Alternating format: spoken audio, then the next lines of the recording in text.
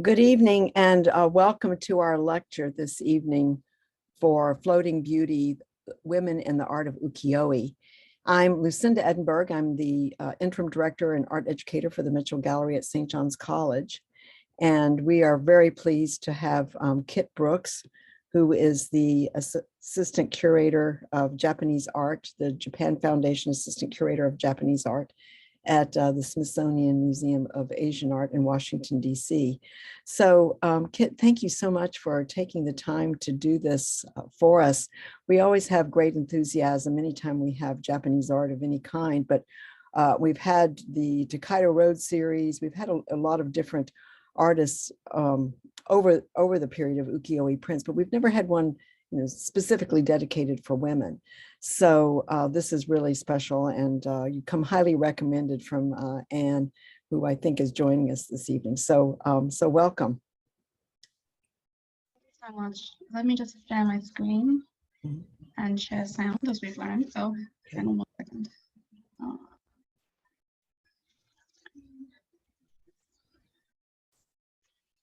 I coming through okay? Yep, you're there. Okay. Thank you, Lucinda, for that kind introduction, and thank you so much for the invitation to speak with you today. And happy Lunar New Year of the Tiger. I hope that many of you in the audience have been able to view the exhibition online and look through all the prints.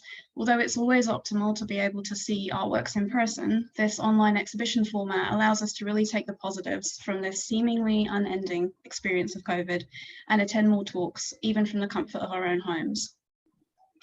But the subject of women in ukiyo-e is a vast topic, and I hope that you will forgive me if I speak with a little tighter focus this evening.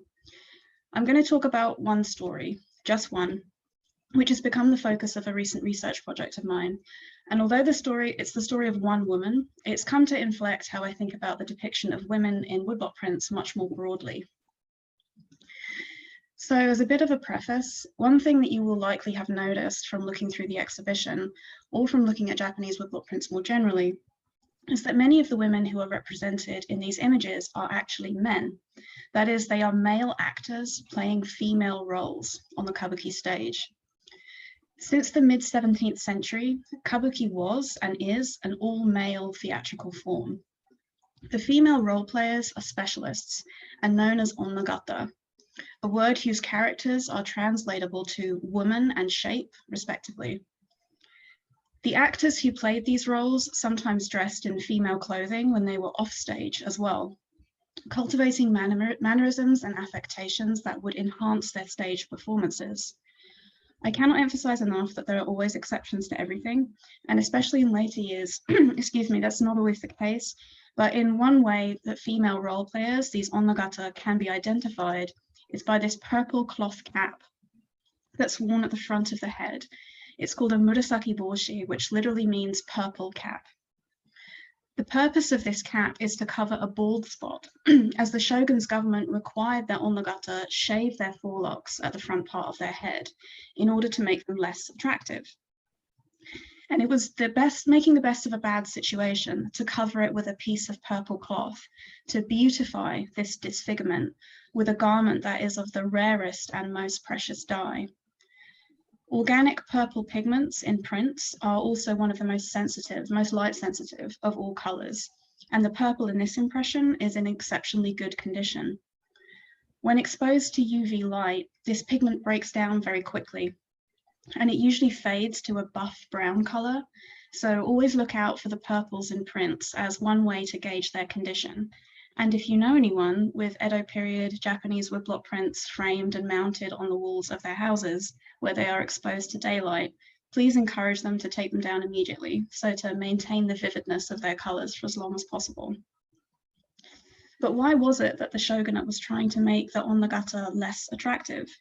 Well, it wasn't the first time. So despite the long history of kabuki as an exclusively male theater, it was started at the turn of the 17th century by a woman named Okuni, who performed skits in the dry bed of the Kamo River in Kyoto. So that might sound odd, but in an era before public parks or commons, in the summer season when the waters receded, The vast dry riverbed provided a kind of no man's land where festival activities could be held.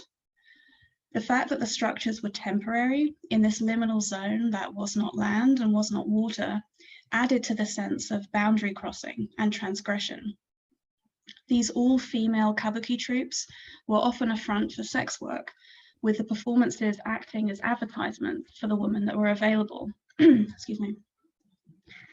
The skits became more complex scenes. They were then linked together into plays, and the stages that they were performed on started to become more permanent fixtures. The government became concerned, deeming these transgressions as injurious to public morals.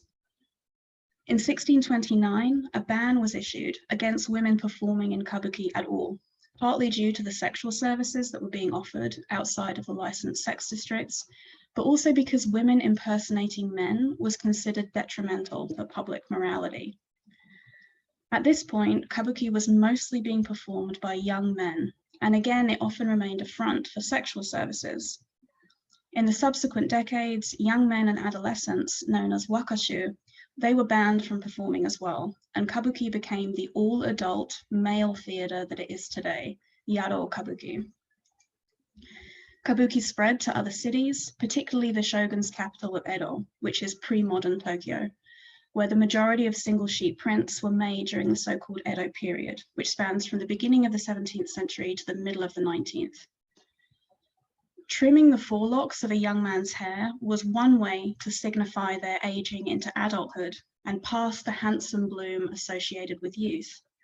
And a kabuki actor shaving the front part of their head was to indicate very clearly that they were adult men and less attractive, and officially not offering sexual services in addition to their theatrical performances. However, this purple cap, the murasaki boshi, became a conventionalized part of an onagata's persona, and ultimately it doesn't appear to have had a detrimental effect on their attractiveness. Onagata did and continue to enthrall viewers of every gender with their hyper-exaggerated performance of femininity that transcends that of an ordinary woman. Onagata expressed this fiction by physically compressing their bodies into a smaller form, hunching their backs and pushing their knees together to make a smaller outline. Their tightly choreographed movements are matched with their voice, which is higher in pitch, and they move across the stage with tiny steps and their toes pointing inwards. This is quite physically demanding, and of course it's very artificial. It doesn't matter if the actor is an older man playing a young woman. As you can see here, there's a current onagata, Nakamura Kyozo, who was already 65 years old in a recent performance of the Wisteria Maiden. The artifice is already so contrived that the suspension of belief is possible for the audience. To quote a characterization by the kabuki scholar Maki Morinaga, onagata are a kind of gender labyrinth, as they began to influence the fashions and affectations of commoner women on the streets of Edo, representing a model for feminine expression and behavior that women found compelling, and which they sometimes emulated. All of this very long preamble about women, men, desire, and the kabuki stage is because the story I will focus on today is of one woman, a real woman, and the true life events of her story, which were first made known in literature through a popular novel, and then transformed into a puppet play, and then a kabuki play, performed by a man, and then several men, all on the stage at once, playing this one woman. Up to 4 men at any one time were deemed necessary to express this woman's character, to give voice and physical expression to the depth of her emotion. That woman is Yaoya Oshiji, and I say woman, but Oshiji was a girl of 16. The story became well known after it was featured as one episode in the novel 5 Women Who Loved Love, Koushokugo nin Onna, by the best-selling popular author Ihara Saikaku. It was published in 1685 and based on real events from just 3 years earlier, which happened in Edo in 1682. The author, Saikaku, was based in Osaka, where the book was published, so we know that the story had already spread across the country in those 3 short years and had already made its way into publication. Oshiji, pictured here, was the daughter of a greengrocer living in the Hongo area of Edo. In 1682, her family temple, the Shoso-in, burned down and was completely destroyed during the Great Tenna Fire that ravaged the city. Fires were a constant threat in Edo and frequent. By 1700, Edo was already a city with approximately 1 million inhabitants, densely populated and made of just wood and paper. Although the government tried to restrict residents from lighting fires in their own homes, fires still happened constantly. A popular saying was "Edo no hana wa kaji to kenka," a proverb that translates to "fires and fights are the pride of Edo." Despite the constant fires, the fire that burned down Oshichi's district was so enormous that it was named after the era that it occurred in, the Tenna era, and named the Tenna Fire. After evacuating her home, Oshichi and her family were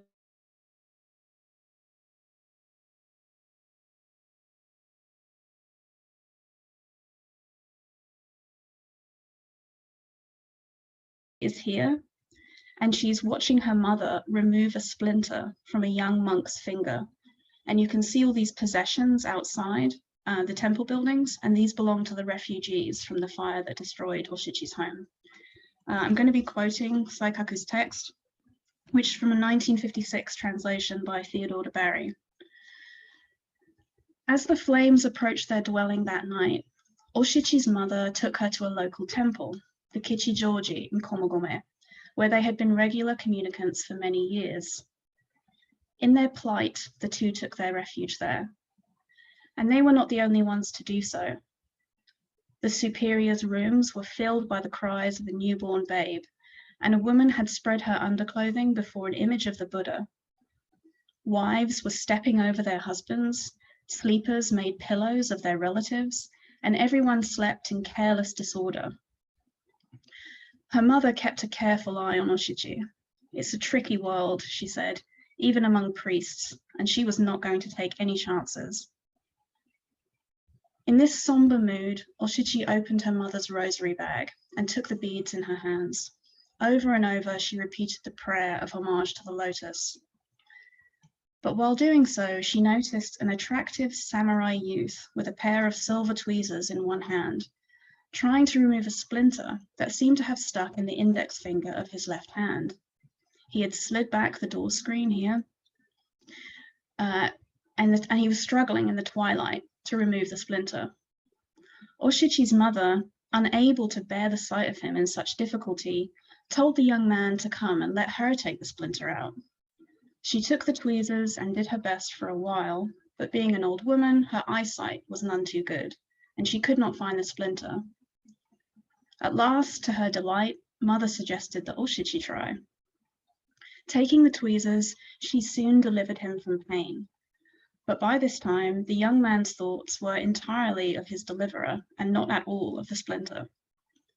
Impulsively, he squeezed her hand tight. He did not want Oshichi to go any more than she herself did, but mother was watching, and like it or not, they had to part. Oshichi started away, intentionally keeping the tweezers in her hand. "Oh, I must take these back," she said to her mother a moment later, and following after the young man, she squeezed his hand as he had hers. Then he knew that she shared his feelings. End quote. The young man's name was Kichisaburo. In actuality, it seems like they only met this one time, but Saikaku is writing a saucy romance novel, so he further embellishes the known facts of the story and goes on to describe this sequence of erotic trysts, protracted letter writing, and frustrated teenage desires.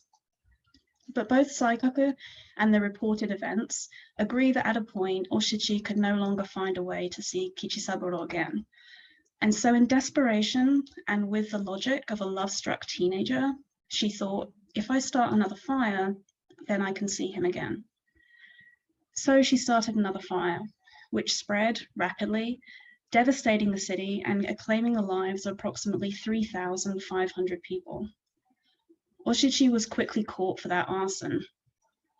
It's not in Saikaku's novelization, but an oft-repeated part of this story that makes clear the innocence of her nature is that the judge in her case repeatedly asked her age, saying, "You're 15, aren't you?" Trying to get her to say that she was 15 years old and therefore would be treated as a child by the legal system. However, Oshiji was honest, and she truthfully insisted that she was 16. Although this might seem like a minor detail, it speaks to Oshichi's innocence and purity and her straightforward manner, that she was without artifice. The judge had no choice but to try her as an adult, and she was sentenced to death. And in an attempt to make the punishment fit the crime, she was burned at the stake. This story would go on to have a life on the kabuki stage, but first it was adapted into a play for the puppet theatre, which is aimed at an adult audience rather than puppets being for children, as we might expect in America or Europe. And this was actually a very normal chain of evolution for a narrative, where puppet plays usually came first and then kabuki. In practical terms, this is because it's cheaper to get puppets to do the plays than have the actors and the larger size sets that human performances require. Also, actors tend to have personalities that can make things difficult for a playwright. But I'm not trying to make puppet plays sound insignificant, very far from it. I'm a big fan of kabuki, but one of the most moving experiences of my life was seeing a puppet play. Watching a puppeteer manipulate and share the emotions of their puppet during a heart-wrenching scene is really something, as they look at one another and interact. They share moments of intensely personal pain in a way that is almost fourth wall breaking, because all of this, of course, is being performed for an audience, us. The Mitchell Gallery exhibition has several works by Utamaro, such as this one of Hanaogi on the right and her attendant. Utamaro is one of the most well-known and most beloved of the late 18th century print designers. His brand was that he had this special insider insight into the lives of the women in the pleasure quarters, perhaps because he was born there. He's known for these types of intimate views of women and their private emotional lives. And technically, he was paired with some of the most accomplished craftsmen in his day, who translated his brush and ink drawings into very highly detailed carved blocks, and the hairlines in an Utamaro work are really something to behold, with these individually carved hairs of minute detail that frame these women's softly rounded, ivory-coloured faces. And Utamaro also tackled the subject of Oshiji and Kichisaburo, and we see the lovers here, with Oshiji holding on to her lover's wrists, pleading him to stay with her. In another design of the pair, the two pass a note between them, likely some sweet words or the promise of another assignation, while this figure behind, who's walked in on them, looks on with what reads as pure horror at this illicit pair and the romance that will get the both of them in trouble. However, of all Utamaro's designs of this couple, my favorite is this one, which shows Oshiji at left and Kichisaburo at right. But in a playful twist, it shows each of the young lovers holding a puppet that represents the other. The true events, the novel, the multiple performances of the play, it is as though the saga of these two is doomed to be played out over and over, with a fatalism of which the participants are fully aware. And it's this special relationship to the puppet theatre that makes this character really stand out in terms of her representation on the stage and in woodblock prints. And the reason that I have become so fascinated with the story of Oshiji is that she is one of a small number of roles that is performed in a very special way in kabuki. In fact, the performance is a mixture of puppet theatre and kabuki, and the role is performed as a ningyo buri, or like a marionette. In plays that feature this marionette technique, certain female characters are so overwhelmed with their emotions that it transcends their human body, and they start to act and move as if they were marionettes. In other words, they behave like the puppets in the bunraku theatre, which are about 4 feet tall and can require several puppeteers to operate. Up to 3 puppeteers are needed for the large articulated dolls that are used for the main characters. The principal puppeteer operates the head and the left hand, a secondary puppeteer operates the right hand, and a third puppeteer operates the feet. And just as if the human actor playing Oshiji was carved from wood, the actor begins to move in an artificial, robotic way. The actor moves like a puppet, and the two main operators stand on either side of the performer and pretend to manipulate her head and hands. They wear black with black hoods, and just as they would do as if they were puppeteering a marionette, they wear a red ribbon on their clothing that signifies that the character is female. A third puppeteer stands on the side of the stage and stamps loudly in the place of the actor to emphasize their dance steps. If Oshiji were human, she could make the stamps herself, but female puppets do not normally have legs as they're hidden by clothing, so someone else has to do it instead. And nothing I can say here will do justice to such a performance, so I'd like to show a minute or two of the Oshiji Ningyoburi in action, and let me know if you can't hear the sound.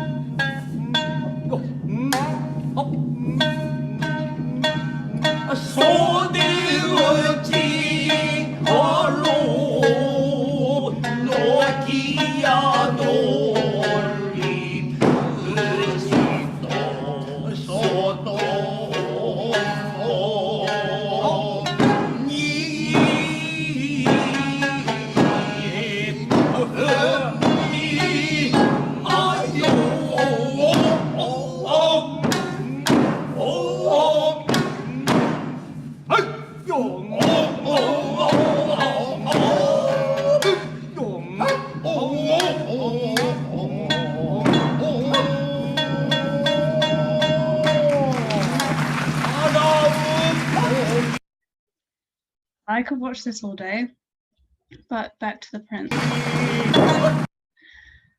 What further fascinates me about this is that in woodblock prints from the mid-19th century, Oshiji is represented in exactly this way. We see the hooded puppeteers as we saw them perform now, even down to the red ribbons. You can also see that the actor is being lifted, and the role of the principal puppeteer is physically very demanding, as at times they have to hold the actor up in the air as though they were a real puppet. As we saw in the video, these are professional bunraku puppeteers who've left their own theatres and their own practices for these performances to be seconded out to the kabuki theatre, performing complex movements that require careful choreography with a living actor. As you might imagine, this is also a technique that requires a lot of trust on the part of all the participants involved.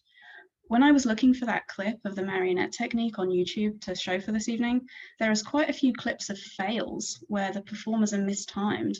A leg is dropped, stamps are out of sync. That even performers on the national level are having this kind of trouble really demonstrates how difficult that it is. And Oshiji has always played this way now, but it seems to be in a much later development, as it's not in the earlier prints, but seems to correspond with how the play began to be performed from 1856 onwards, a performance that this print was published to commemorate. So this is an early 18th century print that parodies the so-called three vinegar tasters. This is a classic iconography that normally features three grizzled old men who represent the three creeds of Buddhism, Taoism, and Confucianism. In the story, all three men stand around a jar of vinegar, and tasting it, all three of them find it to be sour. The moral of the story is that there is a fundamental unity of essential truth between all three creeds, although they seem different on the surface.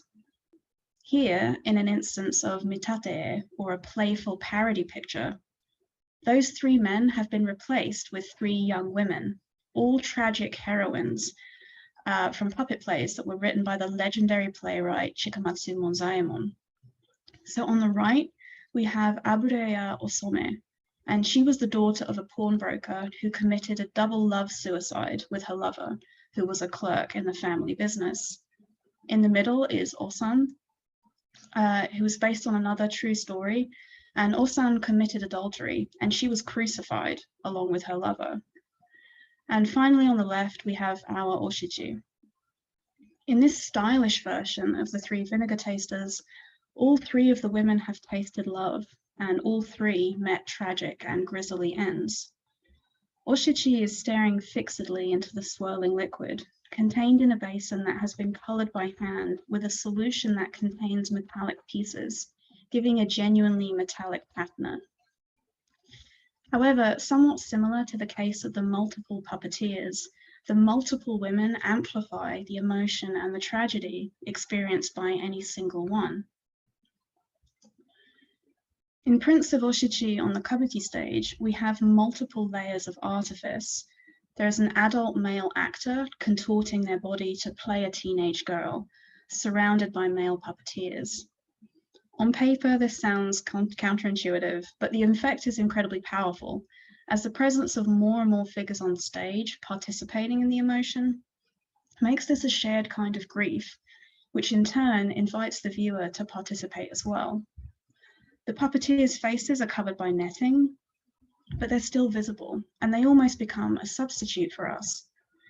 We watch in horror and sympathy as Oshiji takes a course that will affect so many lives. This also might seem a little incongruous, but I was reminded of the group scene in the recent film Midsommar, where a group of women howl and cry with the heartbreak of the main character as a way of sharing her pain. The resonance between the puppeteer and the puppet that I described earlier appears to me in much the same way. That the role of Oshiji was particularly consuming for the performers involved is suggested by a 1927 print by Nathalie Shinsen. The print shows two figures in black hoods as though they were shadows, and the actor Nakamura Jakuemon in the role of Oshiji. The other puppeteer is not pictured, but would have stood to the edge of the stage, stamping their feet rhythmically in time with her dance steps. A slip of paper printed accompanies the print, seen to the right of the image here, which is inscribed with the signature of the actor himself in his own hand and the name Yaoya Oshiji, a level of identification with the role that is very unusual in commercial prints. But this does not appear to be a new phenomenon, as another print in our collection shows the actor Onoe Tamizo II as Oshiji. And people often comment to me that it can be very difficult to differentiate facial features and expressions in some ukiyo-e images, their sentiment being that the women look too similar and are very stylized. However, if we look here at the slight raise in her forehead that raises her eyebrows, we can really get a sense of her worried, anxious expression. Above Oshiji, the print is inscribed with a poem on autumnal themes, which was written by the actor himself, and this replicates his hand, and signed with the actor's poetry name, Shocho. This suggests an over-identification between the actor and the role that perfectly aligns with this depth of overwhelming emotion that we have come to associate with Oshiji. And if I may go back even further and give one more example, if you recall the image of the three vinegar tasters from earlier, you may not have noticed the crest on the back of Oshichi's robe, and the origin of this crest is quite unusual.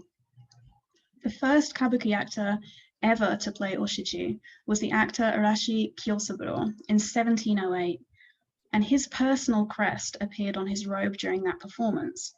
But he became so identified with the role that after his death in 1713, different actors playing Oshiji also used his crest during their own performances of that role for almost 100 years after.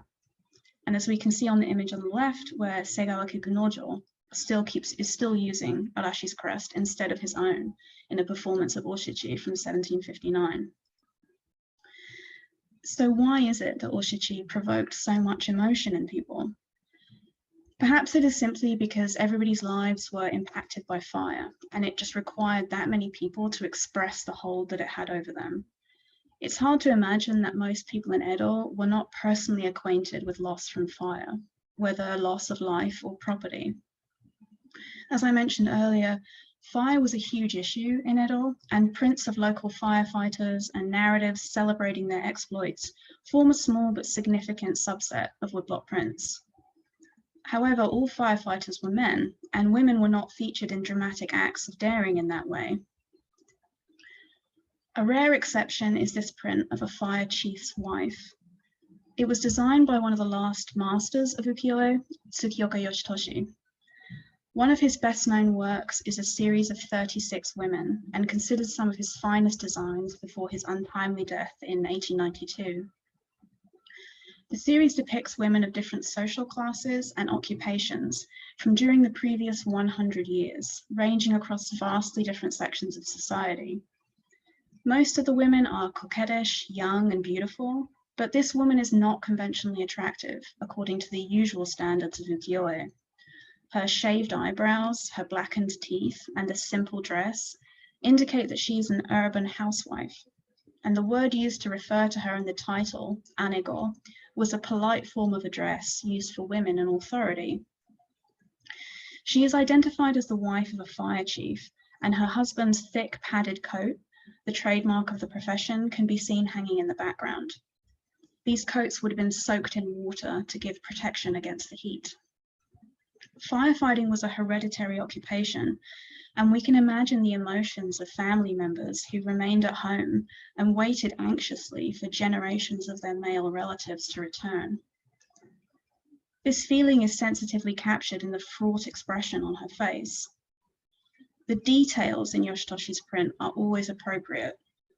The lady clutches this long-stemmed smoking pipe, and just visible along the right-hand edge is an iron tea kettle, heating on a hibachi stove, boiling water for tea in order to welcome the returning head of the household back home. These are little nods to different manifestations of fire and flames that Yoshitoshi has included within the image itself. But perhaps my favorite depiction of Oshiji is this vertical diptych, also by Yoshitoshi. And although it was not part of the original story, already by the 1770s, Oshiji had been collectively absolved from the sin of starting the fire. The most striking scene in the play, which is the scene we watched earlier, is when Oshiji climbs a fire tower in the middle of the night. She does this because the city gates are closed, and she needs to escape the city to tell her lover the location of the sword that he has been searching for. In this version of the story, he was only pretending to be a temple acolyte, by the way, while he searched for a magical sword, and he is sworn to commit ritual suicide if he does not locate it by the very next day. And as you can see, by this time, the plot has become unbelievably complicated, which is very typical of kabuki. The only way to get the guards to open the gate so that she could reach her lover in time is to climb the watchtower and strike the bell. However, the penalty for raising the false alarm for fire was instant death.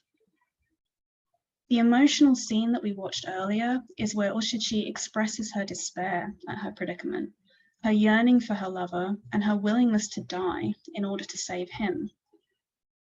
At the end of that Ningyo-buri sequence, She climbs the watchtower and strikes the bell. The gates of the city are opened, and Oshiji departs with a sword to save Kichisaburo's life at the expense of her own. But this print collapses all the different versions of the story together as she climbs the fire tower while there is a real inferno raging in the background. The vertical diptych format is an extraordinary measure for showing this scene and the vertiginous height of the fire tower that Oshiji bravely climbs, but must be rescued from by the city's brave firefighters, who you can just see in the lower right of the print, wearing those heavy padded jackets that we saw in Yoshitoshi's design of the fire chief's wife. Although this print is usually given the descriptive title of The Rescue of Oshiji, the title that's actually inscribed on the print is Pine, Bamboo and Plum, the framed painting at Yushima, which is the title of a play about Oshiji performed at the Haruki Theatre in 1877. The play was named after a dedicatory painting that was given to a temple.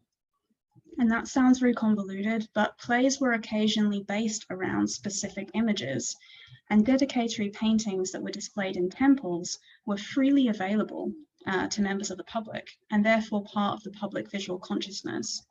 There's a kind of cyclicality at work where prints represent performances of plays that may contain scenes which are themselves representations of specific compositions found in images. In the segment of the play that we watched earlier, you may remember the pieces of falling white paper that were used to approximate snow, which we can also see in Yoshitoshi's print. However, in the print, we can see that it is not falling snow, but falling ash and burning debris, a haunting reminder that the city is burning with the same intensity as Oshiji's emotions. Yoshitoshi's vertical diptych also contains another persistent feature of Oshiji imagery from the mid-19th century until today, which is the color and the pattern of her robes. A number of the prints showing Oshiji that we have looked at today show variations of a red, purple, and white, and a bright light blue coloration on her garments. And these are just a few examples, but there are many, many more. These colors and the star-shaped radials on her robes seem to have become so associated with the role that you can even see it on the background to posters that advertise a 1954 movie about Oshiji. And the cartouches that surround titles and the names of series in woodblock prints are often filled with or decorated by motifs and clues that explain the identity of the characters involved, or reference parts of the story that would have been very well understood by early modern viewers. As I mentioned, Oshiji had become so ingrained in the consciousness of the 19th century that just the pattern of her robe was enough to invoke her story. And perhaps this is just me, and I'm seeing Oshiji everywhere at this point. But as I mentioned, Yoshitoshi pays careful attention to the details in his works, and rarely is anything superfluous to his meaning. And the cartouche here contains those graduated hues of blue, red, white, and purple that identify Oshiji's robes. And I can't help but think that this is very deliberate. All the cartouches in this series are filled with graduated hues, but none of the others replicate this combination. I now look at this print as though it offers a glimpse into an alternate dimension. Could this be a version of reality where Oshiji does not fall in love with that Buddhist acolyte? Or she does, but her hand is stayed at the last moment.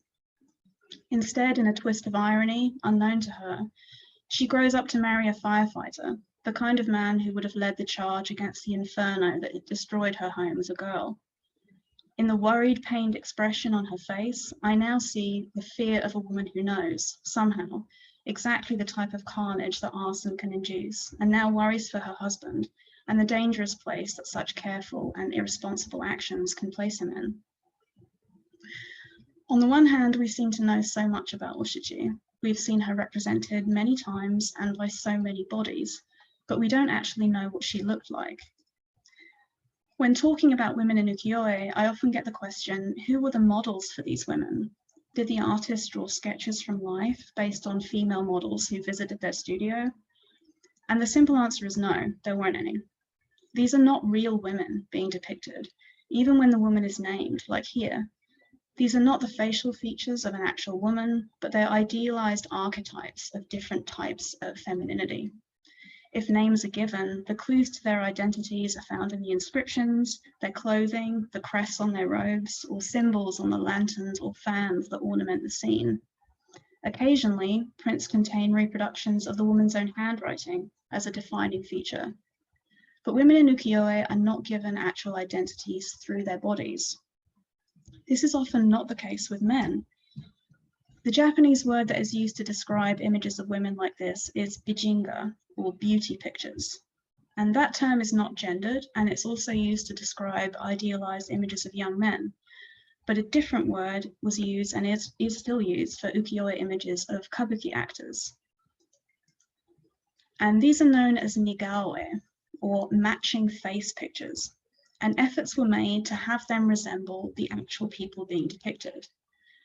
And although there might be little to guide the eye of a modern viewer, at the time, slight changes in facial characteristics, such as modulation in the angle of the eyes or the length of the nose, would have been enough for a contemporary fan to identify their favorite style.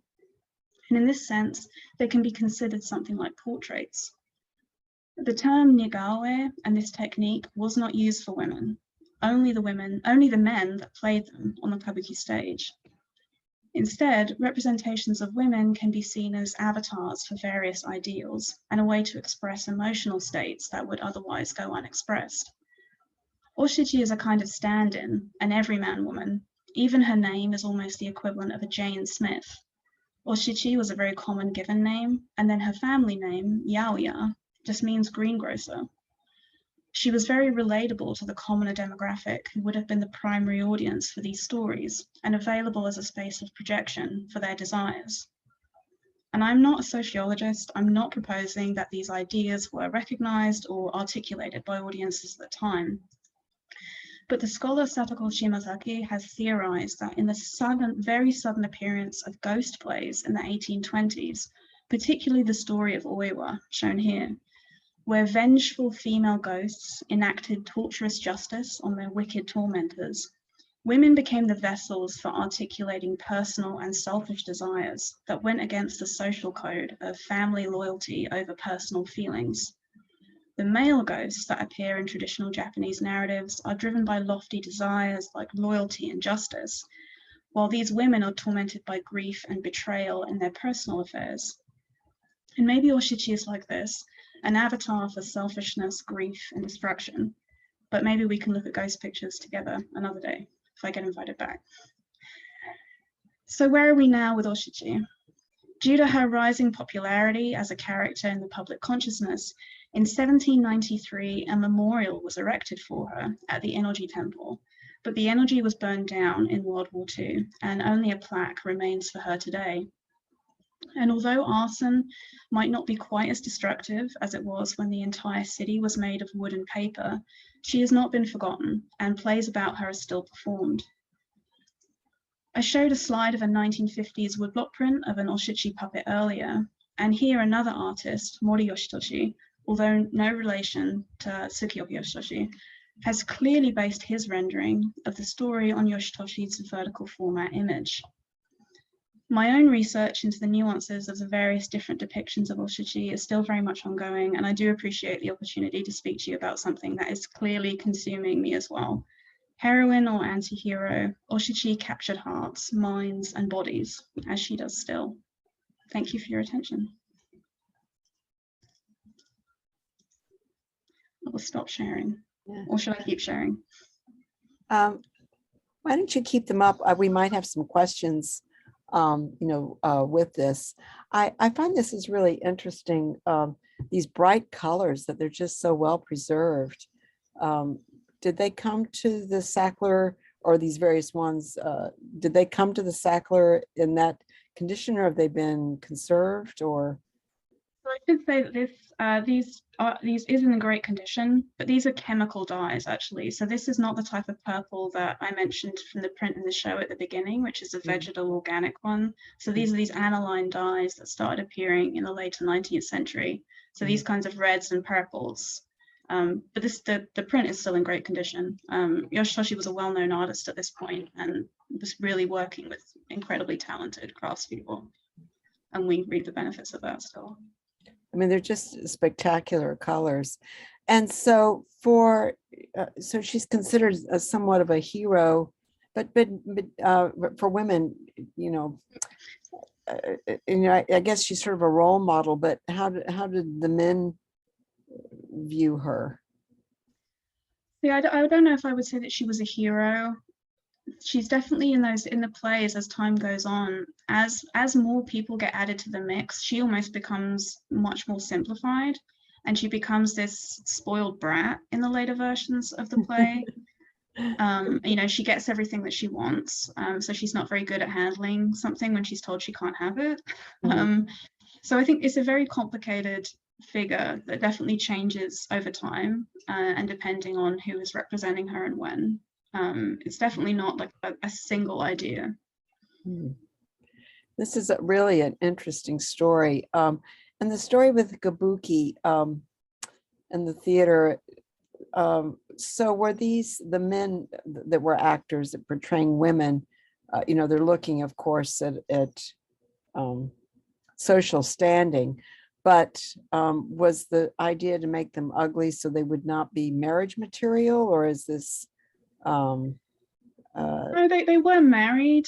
The trouble with, or one of the troubles with kabuki actors is they don't technically, along with several other social groups, they don't fit into this four class hierarchy that the social society was strictly made from, where you have samurai, farmers, artisans, and merchants, and in that order of descending hierarchy.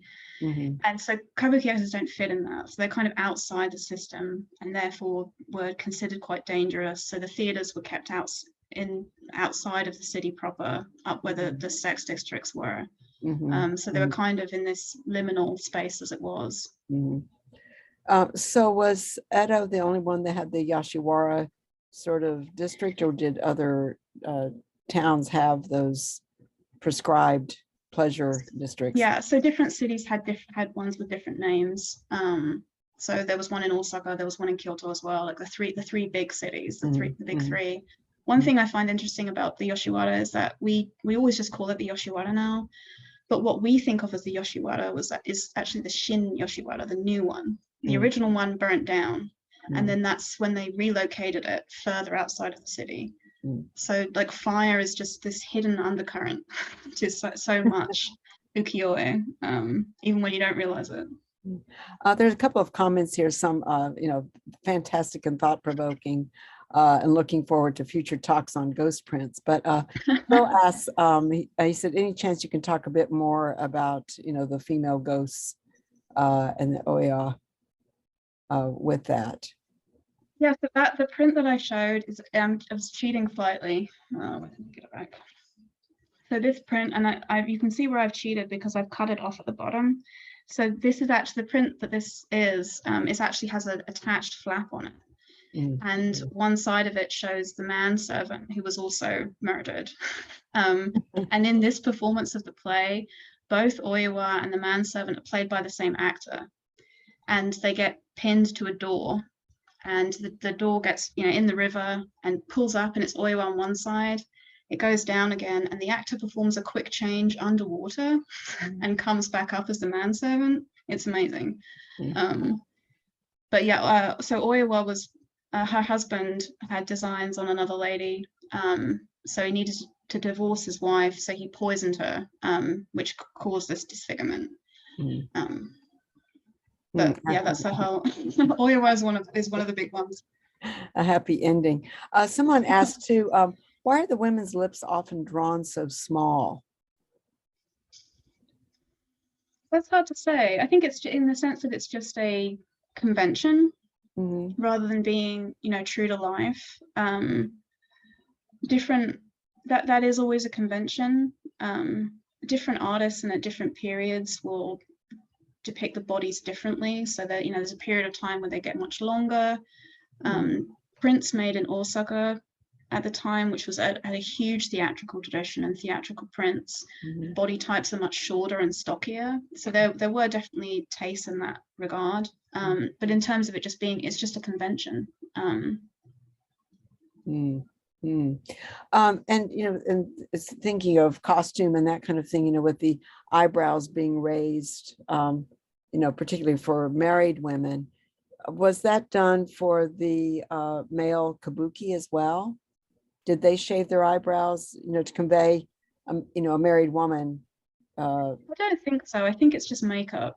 I'm thinking about, so most of the time, Onogata did specialize just in those roles, but they could play other roles as well. But like anything, it's better if you have a brand.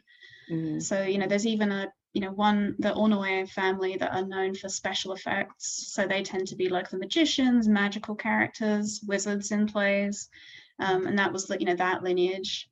So different people would specialize in different things, but I think, shaving the eyebrows being equated with women, you could just cover that with makeup on the stage. Mhm.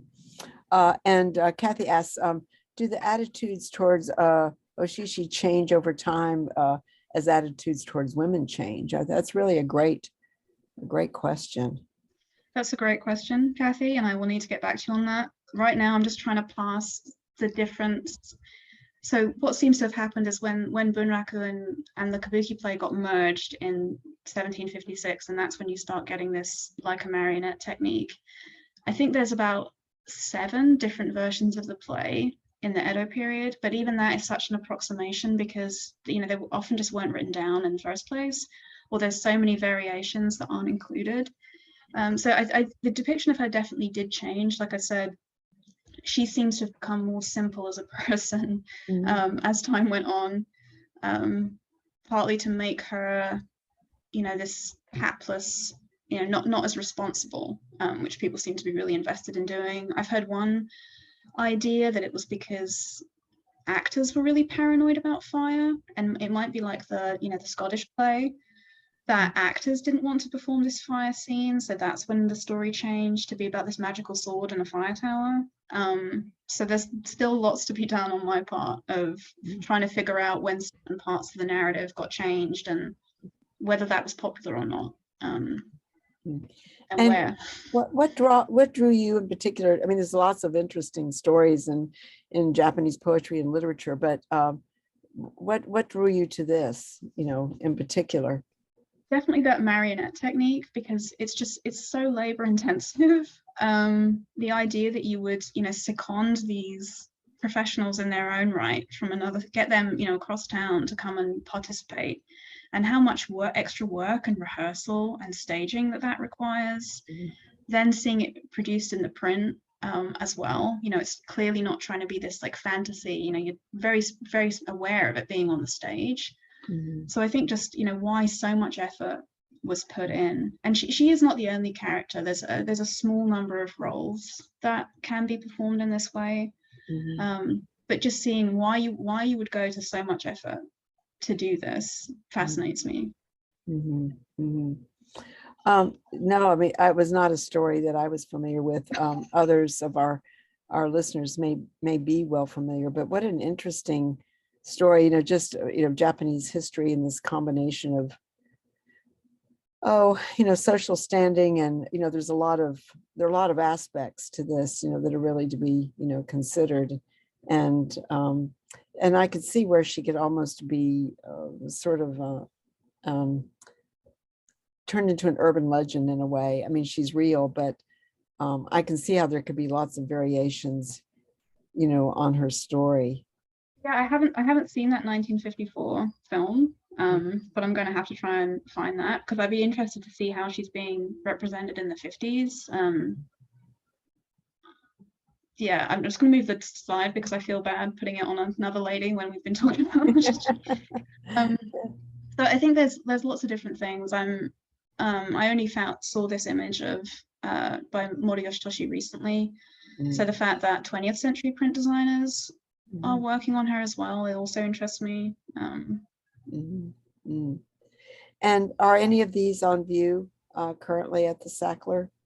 No, but I will. I'm not sure if Rachel Parikh is in the audience, who's the curator of the Worcester Art Museum, but they're doing a show on firefighters, and I think our Oshiji will be there. The firefighter's wife is going to be on display in the Sackler, hopefully from the end of March. So she's one of the few women in that exhibition, but it's a really good one. I've become really fixated on that image. No, this has been really, really enlightening. Oh, she says she's here. She's just written in the chat. So. I'm just plugging the exhibition, Rachel. So that's going to be in 2023. Yeah. No, this is just really interesting. And like I said, we've not had an exhibition just dedicated to the subject of women. And as we were talking earlier, I was just surprised at how very little women were thought of intellectually. It's one thing to be subservient, but it's something else to be diminished intellectually, and yet they are left with raising their children and education being very important. And even with these characters, that they play their role within the family. Everybody has and even today, sort of a prescribed role. You're the oldest or the youngest, and as the oldest, you know better, and the baby gets away with murder, and so everybody's kind of got those I didn't get away with. I've got 2 older brothers. I didn't get away with anything. I just probably thought you were a brat. Find my way from the ground up. Yeah, but it is interesting, to see this particular character in a almost sort of heroic way. The other thing now that 1984, I'm guessing the woodblock to that would be extant, or I'm not sure with Moriyoshi. He actually, so I think this is either done by stencil, which is what he mostly did. So Mori Yoshitoshi revived this folk technique of stencil printing, and he often did a lot of traditional subjects, but in this, much looser way. So he didn't use blocks; he used stencils. Oh, okay. So that's a different technique. But it's interesting how he still, presents it very flattened out, perspective, and keeping some of those traditional qualities, even in the stencil, so that's really very much really so. Interesting, so well, I don't know if there are other questions or comments, but we certainly thank you, for preparing this for us. And I just regret that we don't have this exhibition, on the walls. But we certainly encourage you all to go to the Freer Sackler Museum. It's just rich with lots of treasures. And you said there's a new exhibition opening up. So should be from March 19th. There's an exhibition called Underdogs and Anti-Heroes, Japanese prints from the Moskowitz collection. So several of the prints that I showed today come from that collection. Others are from the Muller collection, which we were fortunate enough to get in 2003. But that exhibition will be up for almost a year with a rotation in the middle. So there's lots of firemen, sumo wrestlers, tattoos, all the good stuff. Yeah, all the manly man things. And a fireman's wife. and a fireman's wife. And then the exhibition at the Worcester Museum. We belong to the National Association of Reciprocal Museums, and I believe the Worcester Museum is part of that. So we can give a shout out and plug for their exhibition. Which in 2023, fall 2023. Okay. But I'm sure Rachel will jump in and correct me if I'm wrong. Yeah, okay. It's tomorrow in museum terms. Yeah, yes. No, it is absolutely getting all of that put together. Well, thank you very much. For those of you who are looking at our exhibition online, the prints will be up through the end of this month, February 25th. And we're very lucky to have Lucia St. Clair Robson, the author of Tokaido Road, will be leading our book club reading. And it's really, even if you don't do the book club reading, it's a terrific history of Japan at that time period. And she has really spent a lot of time researching what she's done for the novel. And so, and she really approaches a lot of these ideas that you've conveyed, looking at these prints. And I know for me, reading her book really helped. It is a book of fiction, and she prefers to keep it that way, even though her research is solid. But she said she doesn't want to be called out for an error, so she just calls it historical fiction. But it's mine's a work of obsession. So yes. So it's a passion, absolutely. So, well, thank you very much, Kit, for sharing, your enthusiasm and your scholarship. And if you have questions, you can send them to me here at the gallery, and I can always forward them on. And to Kit. And so we thank you very much and enjoy your evening. Take care.